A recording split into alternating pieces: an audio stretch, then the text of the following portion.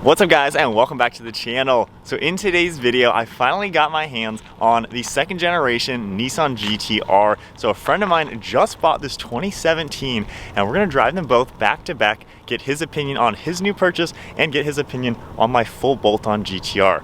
So he's new to the GTR ownership life and it's gonna be a pretty fun day checking the cars out. And we're gonna kind of see, is it worth upgrading to this second generation car? Because there are quite a few changes. So do a quick look real quick. Obviously, you guys know there's a pretty good difference in the exterior. His, by the way, has a fresh coating, a ceramic coating. It is in mint condition. It looks so sick. And then my car finished off in the gray. You can see how it's a lot more edgy on the newer car. Definitely a really cool setup. And then as we go to the interiors now, so he's got the black interior and you can see how it's all set up. But the biggest difference is really the steering wheel, the dashboard, and the center console. So if we go ahead and move into my car, I have the upgraded interior package, so it'll have this red color. So you can see it's a little bit more old school looking in here with the center console, the steering wheel and everything, but nonetheless pretty similar. So with a quick look at both of the GTRs out of the way, there are some nice upgrades for the second gen car, especially on the exterior and then on the interior.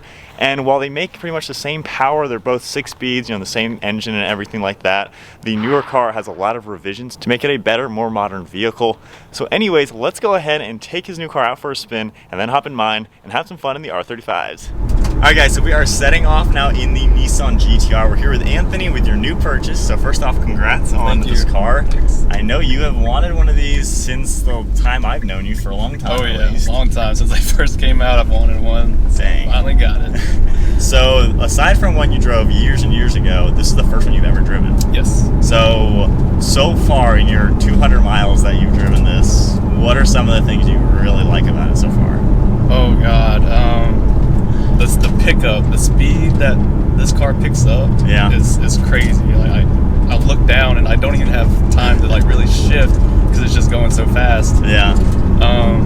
I love the way it looks. Oh yeah. This orange is more of like a copper color too. Yeah. I don't see many of them, and it definitely looks sick. It looks different in pictures, but like in person, it's so much better. Yeah. I don't know why, but like to me, in pictures, these GTRs, I don't know why they look longer and taller. Yeah. But when you see them, they're wide and low to the ground. Yeah. It's weird. So in today's video, we're gonna kind of compare your car to my car, kind of based on two different ways: stock versus highly modified, and then this generation versus the previous generation. Because every year they kind of did like little tweaks to make these cars better and better. And we've already driven this couple miles just to get here. Already the refinements in this compared to mine, which you'll notice, are so much different. Okay. And then the performance we'll see, I guess, as well. So can we get on a little bit in today's video, you think? Go for it. So bone stock though, third gear. Wow. So it reminds me of when mine was stock, like the low end power is really there, and then the top end, it doesn't have as much power. So you'll notice that if you end up modifying it throughout the years and stuff, you'll definitely notice how the top end can pick up. But I love that low end torque. It's so smooth too. Jeez, wow. That's like 40 to 70. Yeah, it's crazy. And in race mode and everything, I'd say it's just as tight, if not a little bit tighter, the way the handling and the suspension feels. I like how these cars, especially with the drive modes down here, have you messed with these too much yet? I've messed with the suspension and the transmission. I haven't done the traction because I'm a little afraid. So yeah, traction in race mode is my favorite because it lets you slip it enough to have some fun, but it doesn't let you just burn out. If you go traction off, you can light up all 4 tires, which could be a death sentence. Okay, yeah, I won't do that. And then suspension, yeah, in comfort mode, it does such a good job, like taking the edge off. And then race mode, of course, obviously way tighter. And then the transmission just makes it shift much quicker. The save mode, though, I hate driving because there's just like no throttle response. I don't know if you've driven it in that mode yet. Not yet. But I wouldn't recommend it because it's pretty boring. Okay. So another big thing, we have steering wheel mounted shifters instead of column mounted. Gosh, that's still so fast. I haven't even been this fast when I've driven it yet. Man, Nissan they did such a good job on these, giving it the power. That's so impressive how quick it is, even bone stock. Gosh, these things are so nice to drive.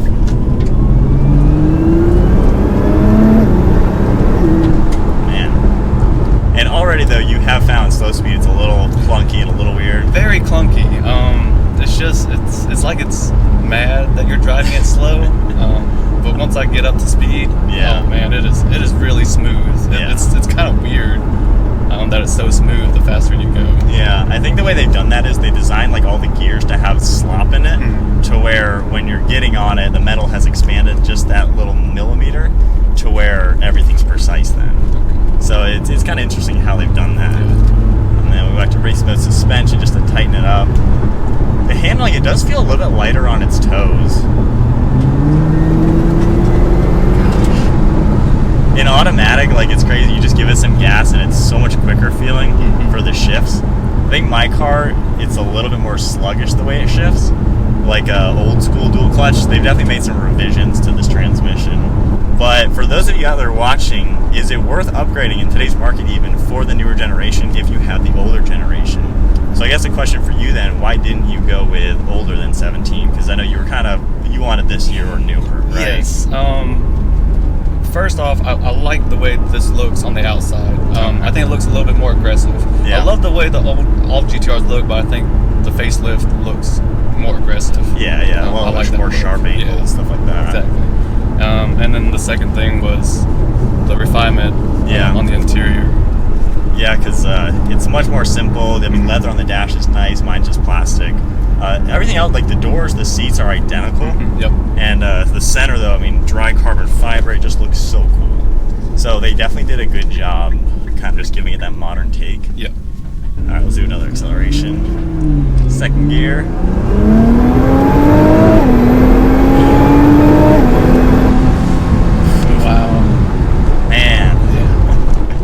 So I'll say up to about 70, that's when the biggest difference comes with the modified cars, I think. Because once it gets to 70, it doesn't feel as fast.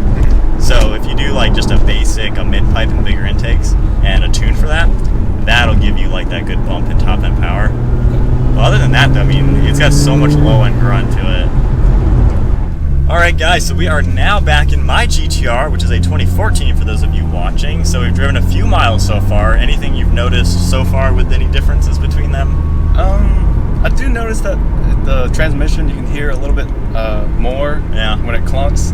It's actually not that bad. I don't know if it's the sound deadening that you put in, but that did help because I actually put it on this transmission tunnel itself. Yeah, it's actually not that bad. It kind of depends on the road you're on. Like sometimes it's bad, sometimes it's not that bad. So, but yeah, that's probably the biggest thing I've noticed so far. And then obviously the interior is a little bit different. Right. Once you, I guess, get used to it, obviously, I mean, I had this for 4 years. It's not that hard. It's not that bad once I'm looking at it. The new one definitely is a step up with how like nice it looks. And here, I mean, I get a little bit of the leather on the dash on the left and right side there. So yeah, I love this interior, the red interior. Yeah, that was a big selling point. I love red leather. So with my car, I have obviously full bolt-ons. I'm not on E85 now, but you know, it has that potential.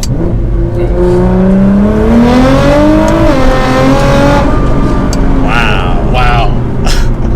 I can definitely tell a difference there. Yeah. Oh my god. And that's cool because I've never been able to drive a stock one back to back with my own car. Dang, that makes a big difference. That is weird. That's crazy how much different that is. And that was just second to third gear, 20 to 70 in like 2 seconds. As far as handling, because we got a nice tight turn here, I feel like I said in your car, it does feel a little lighter on its toes. Now I do have lowering springs, the H&R springs, which really tighten this car up. And honestly, if you did everything I did on my car to your car, it would be just even a step above. Because you can just tell, I'm sure the dampers, I mean, they have 4 times less wear on them than my car. So all those components probably go into it as well. Right. But you can tell there's a lot of big upgrades. Just steering feels similar. I feel like my car steers a little heavier, which I guess could be good and bad. Yeah. Because it's heavier, but I don't know if that's more responsive or less. You feel like you're having to work a little bit more for... Yeah, your car, I guess the steering is a little lighter on that. Which, I don't know, I kind of like it a little heavier, but at the same time, yours is easier to steer. So it's almost like, that's probably why it feels lighter on its toes maybe? I think I would like a little bit heavier steering, just so I know what the car is doing and I can feel it. Yeah, but as far as the transmission shifting, I do have tuning on my transmission. My clutch capacitors are a little bit heavier right now than stock, which would be what yours are at. I think this car shifts a little bit slower, and especially in the slow speed, the way your car is, it's definitely more refined to where you can 100% daily drive it. Oh yeah. And you're not really, it's not really much of a burden. This car can get annoying, especially with the clunks and stuff. And then the slow speed, sometimes mine almost stalls, like the 2 times I think you felt that already. Yeah. You can kind of just feel it, and you can hear the bell housing a little bit more. And then like right there, you can kind of feel the shift more. Mm-hmm. So it's almost like it's a more old school dual clutch versus your car being a pretty up-to-date transmission setup. And when we were in his car, we played with the active exhaust. I don't see there being much of a difference. Yeah, I really did not know the point of that button.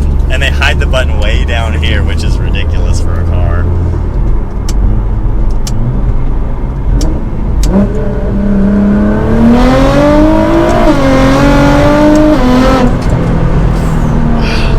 Yeah, you can definitely feel it.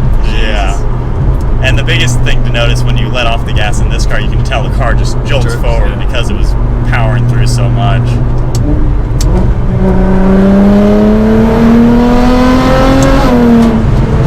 Man.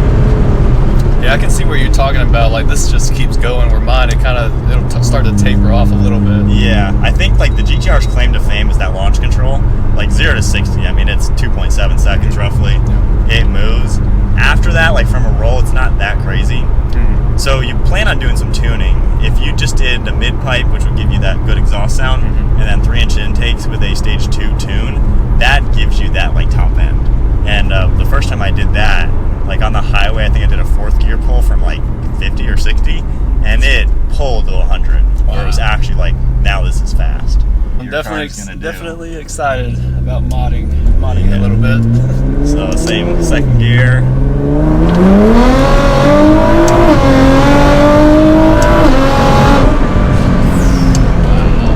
Holy crap, that's fast. That is quick. Wow. So you think you're gonna modify your car now? Yeah, definitely. Yeah. Sooner than later, maybe? Oh yeah, probably sooner than later. I was gonna say, like, when I'm just driving in and around town in automatic mode, I forget I'm in a GTR. Yeah. It's crazy. It's just... And it's funny because when you pass people who are enthusiasts of the cars, yeah, they'll like be so pumped to see it. Yeah. You know, if you're just coming home from work or something, you're just like, I'm just coming home from work. And yeah, to everyone else, it's like you're still in a GTR, but you can forget about it sometimes because it's such a livable car. Right. And it's nice with the trunk and back seats. It actually is a usable car too. So it's a car you can really use it for anything. And I mean, is that one of the reasons you bought it? Or? Definitely. Yeah, like you said, I love going out and getting groceries now. Like, I'll volunteer to go out and get groceries just so I can drive it. Yeah, it's an awesome car. So upgrading from the older generation to the new one, I see that being something I may do. I'm not 100% sure. I'm not going to say I will or will not. But I can see getting into the newer car to take the edge off some things and still get all the fun factor, put all the parts on it, and get the crazy car, but then get a little bit more refinements. Right. All right, so we are back to the house now after driving my car and Anthony's 2017 GTR. Yours is a one owner. Yep, one owner. Full paint protection film, literally mint condition car. Yep. So in today's market, while it's pretty high, I think you actually got a heck of a deal. I think I did too. When I bought this one, I saw 2 other orange ones. They had twice the mileage, so I'm actually surprised that I got this. So upgrading from one, from my car to this car, it's, you're looking at around $20,000 difference. Is it worth the $20,000 difference? It is a better car. It's got better tech. It rides smoother. It's got 4 times the less miles than my car, and it's quite a few years newer. So I can see it being an upgrade. Will I upgrade mine for the new one? Time will tell, because I have other cars that I do want to buy as well, but we'll see. But nonetheless, the new generation GTR, nice upgrade, and in today's market, if you can find a really good one, you got really good job on getting your car. I did, yeah, thank you. But I think that is then it for today's video. Awesome time getting to check out this newer generation GTR. If you guys enjoyed today's video, give it a thumbs up, hit that subscribe button, and I'll see you guys in the next video.